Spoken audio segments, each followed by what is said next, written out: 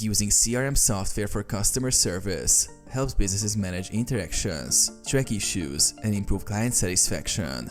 Here's how to use it effectively. Centralized customer information. CRM software stores all customer data in one place: contact details, purchase history, previous support interactions, and preferences, making it easy for agents to access and personalize support. Track customer inquiries. Use the CRM to log tickets or cases when a customer reaches out via email, phone, live chat, or social media. Each case gets assigned to a support agent, ensuring accountability and faster resolution. Automate workflows. CRMs can automate routine tasks like sending follow-up emails, routing tickets to the right department, or escalating unresolved issues, saving time and reducing errors.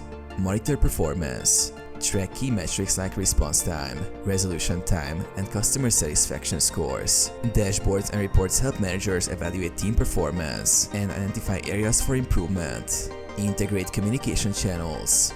Connect your CRM with tools like email, chatbots, and phone systems to manage all communications in one place and provide a seamless customer experience.